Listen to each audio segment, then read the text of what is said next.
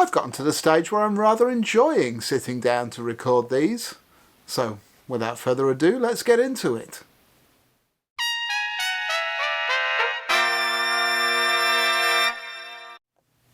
Hi, I'm Brian from Airflow Music. Welcome back to another video. This is day 15 of our Go Practice Daily series here in March 2022. I hope you're all having a great day today. I've had a busy one today. It's been nice to be out and about and see some people and play some music. That's always a good time. But I must say, actually, I was a little disappointed I didn't have time to record these earlier in the day because I kind of missed it. I'm glad to have the chance to get back and get these done here in the early evening. We'll get into it fairly quickly today, but the one thing my busy day did afford me on breaks and such was a chance to catch up with a few comments and things like that from the videos in the past couple of days. It's lovely to hear from so many of you, and that's really one of my favourite parts about doing this. I'm glad to hear that you're enjoying set 3.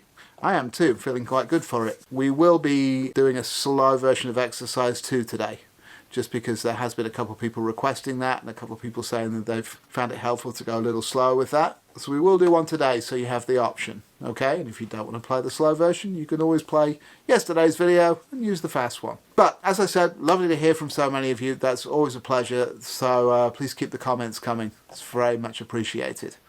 Okay, I don't think we need so much more today, and we should just get into exercise 1. So let's do that. This is the same old thing as we've been doing. It's still the Caruso rules, still trying to play in time. So we're going at 60 beats a minute, tapping my foot and subdividing the beat. I am breath starting the first note of each phrase and aiming to breathe in time on the rest bar. Out for 2 beats, in for 2 beats. Nice deep breath. And since I'm playing long setting, that's a nose breath for me. If you're not playing long setting, it needn't be a nose breath for you if you don't want it to be. But either way, make sure you get a good, nice deep breath. Good breath support is key in keeping these things going. And with that, yes, let's get into exercise 1.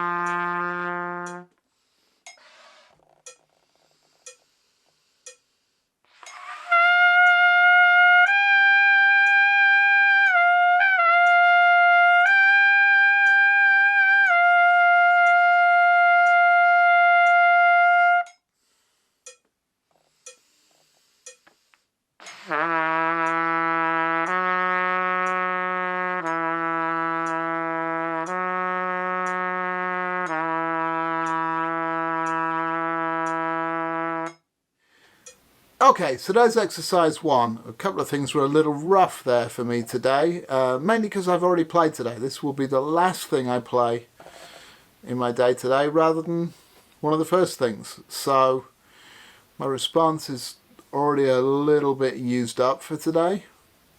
Used up is not a good term maybe, but you know, I'm feeling the effects of having already played for 3 or 4 hours during the day. And so nothing's responding quite as quickly as it might. What else happened? I completely forgot the alternate fingering for the E to F sharp at the top of the staff until partway through it. So there was a flub there. That wasn't good, but I'm, you know, trying to gradually learn these exercises rather than reading as well. But evidently I still need to read that one and remind myself of that's the plan with the fingering. I'll make sure to do better with exercise 2. And a couple of the things at the bottom of the horn not speaking that well.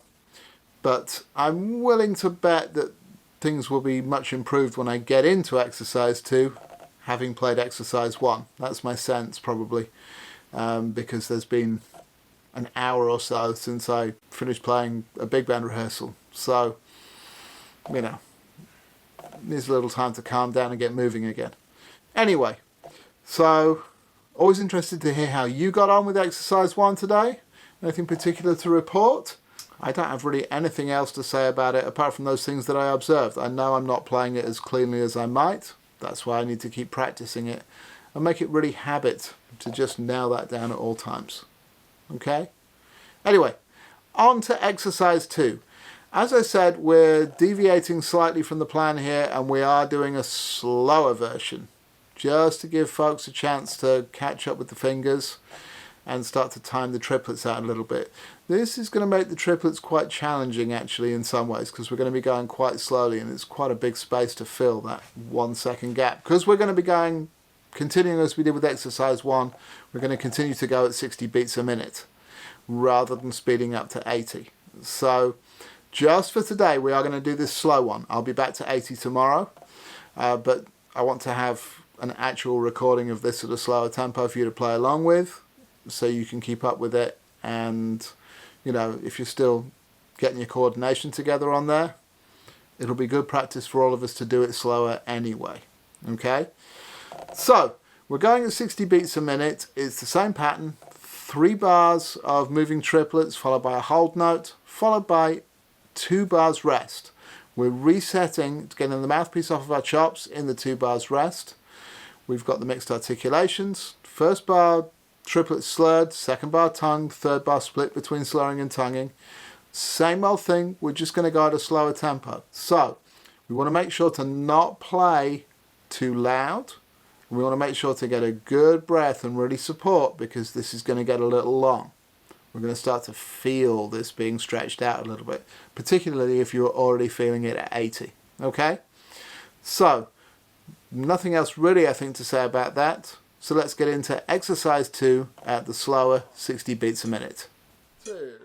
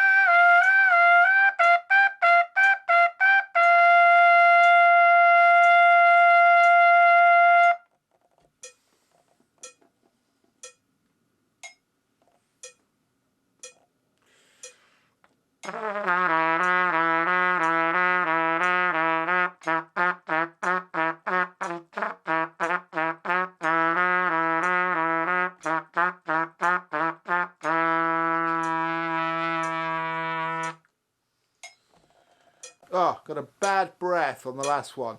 Caught myself doing it at the time. That's why that aired out. Let me play it one more time. Last line. Oh, wow.